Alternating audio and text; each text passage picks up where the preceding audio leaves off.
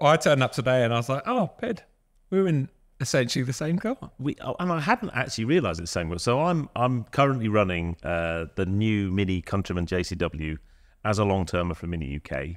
I've got it for about 6 months.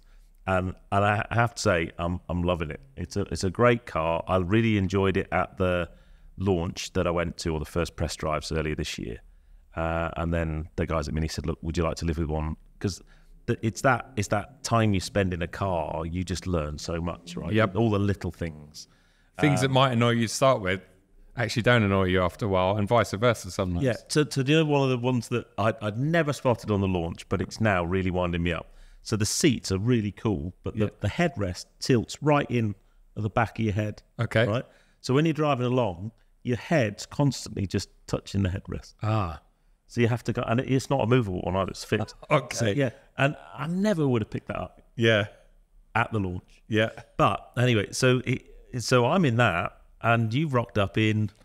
I've got an X1 M35i, which is, as far as my understanding, is exactly the same car underneath the skin. Yeah. I mean, they're very similar footprints, same engine, same running gear. And it's funny, we described two of the characteristics this morning. I went, oh man, yeah, the Mini drives like this. And you went, so does the BMW. Yeah. They are literally... Very, lots of torque steer, lots of front end movement when you're on, especially when you're on the throttle. I'd say the bigger, and of course, Ped's going to have plenty of content on that car on his channel, and I'm going to have a review of the X1 coming very soon. But I think, the two negatives in the X1, M35i, is, the torque steer, which is just horrendous. I mean, it doesn't feel anything like an xDrive platform. It just feels front-wheel drive. And we know that's what it is fundamentally underneath, but it just feels...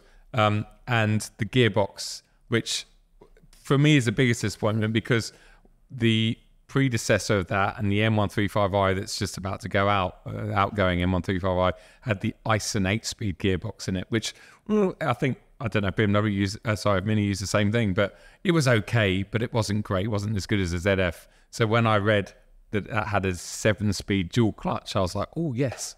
And the upshifts are amazing. And bang, bang.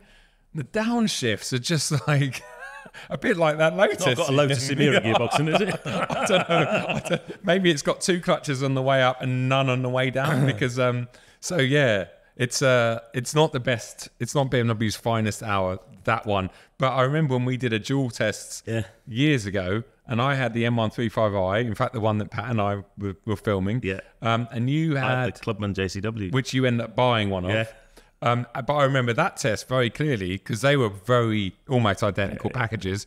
But I much preferred the Mini. It was far more exciting and fun compared to the... So it's a shame we missed the trick. We both got here today. We're like, we should have filmed the twin test.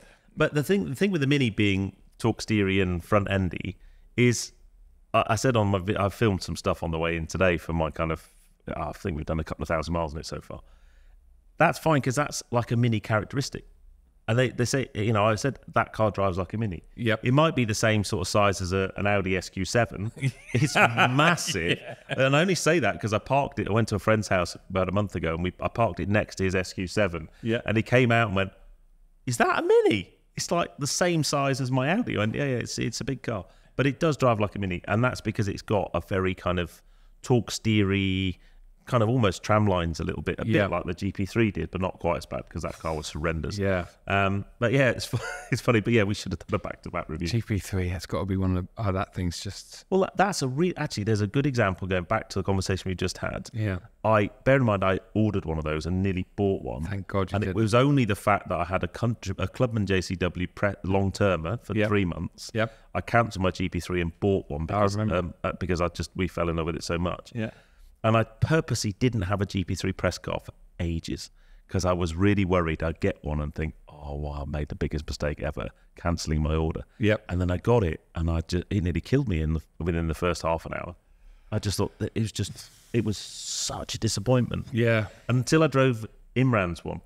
Yes. Because the guys at Evolve really sorted it out. They did. Even then, I remember Imran saying, I'm getting rid of it. It's just like, we've made it so much better, but just not a car I'm in love with. And I think cars like the GR Yaris also really, the timing of the GP3 were just like, how many I've never seen one on a track day. Never see them on the road. I mean, maybe collectors are putting them away, but they're not worth. I don't understand. But GR Yaris. Yeah, I'd have a GR Yaris as well. But I think, yeah, looking out there, your Mini, whatever it is, it's dwarfing Patrick's Passat estate. I mean, it literally, look at it. It looks. You might actually see on that camera, don't you? Yeah. It's bigger than Patrick's Passat estate. Quite cool, though.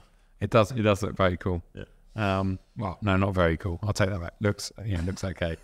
It looks okay. Oh no, Pat was just taking a picture of that spot on S3 right in front of him. Nice. Red. What red's that? On Louis. Oh, it's on Michelin's. I know you can park it's on Michelin's. Is he? Oh yeah, PS4 It's Essence. just part there, mate. It's fine. Yeah, nice. Just block our light